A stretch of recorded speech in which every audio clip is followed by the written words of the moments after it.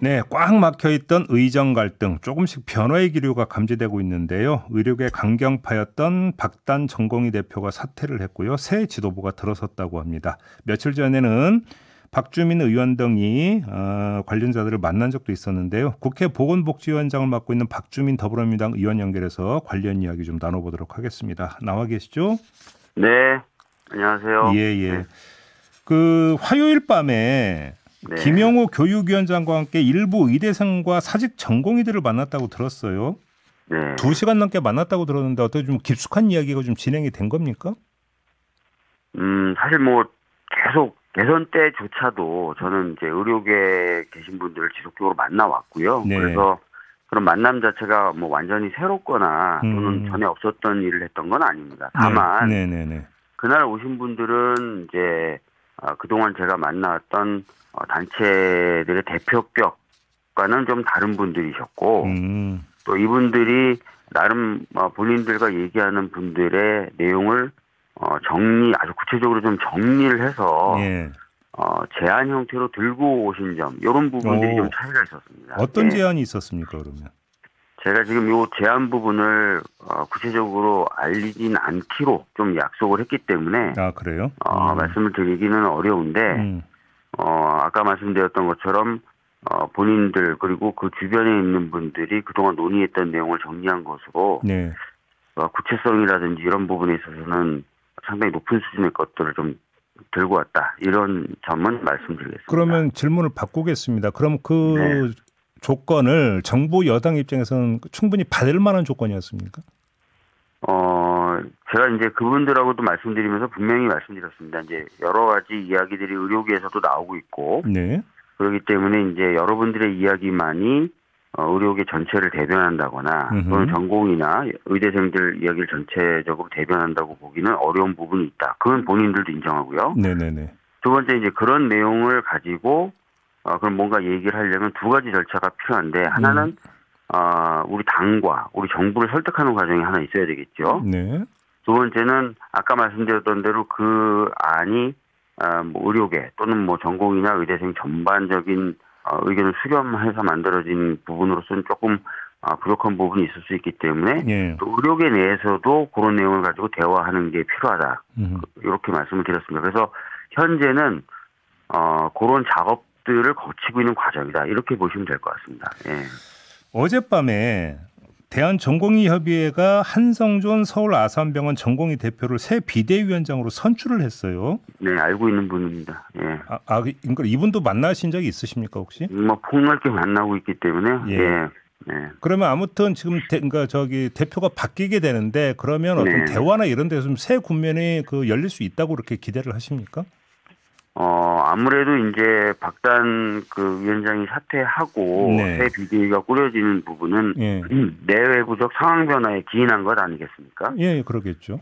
그렇기 때문에 이제 전과 다른 상황이 펼쳐지는 것이고 그 상황에 작용하고 있는 에너지 중에 이제 큰 부분이 보다 좀 적극적으로 대화를 좀 해보자. 그다음에 내부적으로도 소통을 좀 더 강화하자. 이런 에너지가 이제 어느 정도 작용한 것도 사실입니다. 그러니까 대화 가능성 그리고 대화할 때 어떤 그 폭 이런 것들이 전에 비해서는 상대적으로 커졌다 이렇게 보고 있습니다. 그런데 지금까지 이제 제가 질문을 드렸던 건 위원장님과 전공의 쪽과의 대화였어요. 근데 이거 말고 정부 그러니까 보건복지부와 전공의 쪽도 혹시 좀 대화가 지금 이어지고 있습니까 혹시? 보건복지부도 사실은 이제 여러 채널로 최근 들어서 이제 좀 이야기를 하고 있는 것으로 제가 지금 알고는 있는데, 뭐 구체적인 대화 내용이나 이런 부분에 대해서는 뭐 제가 구체적으로 확인하지는 못하고 있고요. 네네네. 다만 지금 정부가 교체기입니다. 그러니까 보건복지부 장관도 없고 차관도 없다 보니까 그렇죠. 그 대화의 수준이라는 게 아주 실무적 수준 정도다 생각을 하시면 될 것 같아요. 그래서 전반적으로 좀 국회 차원에서의 대화를 가지고 좀 정부를 폭넓게 만나면서 좀 설득하고 대화하는 작업이 필요한 상황입니다. 알겠습니다. 위원장님이 어제 전공의법 개정을 추진하겠다 이렇게 밝히셨어요. 어떤 내용으로 바뀌어야 된다고 보시는 겁니까? 그러니까 지금 전공의 수련 과정에 대한 문제 제기는 지속적으로 나왔었거든요. 네. 그러니까 지나치게 긴 시간을 수련이라는 이름에 맞지 않게 하고 있는 것 아니냐. 그리고 네. 또 너무나 이제 그런 환경 자체가 좀 열악해서 좀 지원이 좀 폭넓게 필요하지 않냐. 이런 얘기들이 있어와서 그런 내용을 좀 담은 법입니다. 예를 들어서 뭐 주당 수련 시간이 80시간 정도까지도 허용되어 있는데 그 시간을 좀 줄일 수 있도록 하는 내용이라든지 예. 또 수련 환경 개선 등에 관련돼서 지원을 하려면 법적 근거가 필요하지 않습니까? 예. 그런 지원이 가능하도록 법적인 근거를 마련하는 그런 내용들을 담고 있습니다. 네. 그리고 의사 국가시험의 실기시험 과정과 절차를 고쳐야 한다. 이런 내용도 혹시 들어가는 겁니까? 그 부분은 이제 전공의 수련 환경 개선법에는 들어가 있는 건 아니고요. 네. 정부와 협의해서 이제 제도를 손질하면 되는 부분인데. 이건 법을 바꿀 건 아닙니까? 네네. 예. 제가 최근에 이제 전공의 그다음에 의대생 두루두루 만나면서 얘기를 쭉 들어봤더니 이 실기시험 과정 자체가 외국과는 좀 다르게 굉장히 형식화되어 있고 큰 의미가 있지 않은 형태로 치러지고 있더라고요. 그래서 그래요? 이런 부분들을 포함한 시험 과정 그리고 교육 환경 부분을 좀 손질을 해야 되겠다. 네. 좀 낡았다 이런 느낌을 좀 많이 받아서 그런 부분을 좀 손대겠다고 제가 말씀을 드린 겁니다. 예. 그리고 하나 더요. 그러니까 어제 그 보건복지위 전체 회의에서 네. 2차 추경안에 수련 환경 개선과 관련한 예산이 삭감됐다는 지적이 쏟아졌다는데 이건 무슨 얘기입니까? 맞습니다. 지금 이제 전공의 수련 환경 지원 예산이 편성되어 있었는데요. 네. 전공의들 복귀율에 따라서 이제 예산 소요율이 달라지겠죠. 네, 그러겠죠. 근데 이제 그 하반기 그 해당 예산에 네. 대해서 복귀하는 전공의들을 전체 전공이 한 50% 정도로 산정을 해서 거기에 맞춰서 예산을 깎아놓은 거예요. 예.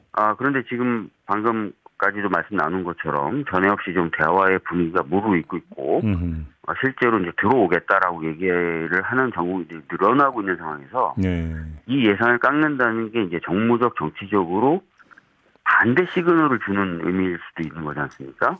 그 전공의들 입장에서 그렇게 받아들일 수도 있겠죠. 그렇겠죠. 예. 정부가 뭔가 대화의 여지가 없고 오히려 정부는 대화를 안 하려고 한다거나 전공의 복귀에 소극적이다. 이렇게 신호를 줄 수도 있기 때문에 네. 나중에 뭐 부용 처리나 이런 것들 하더라도 일단 그 퍼센테이지 자체를 50%보다는 복귀 가정률을 50%보다는 좀 더 높게 잡아야 되지 않겠냐라고 말을 했고 네.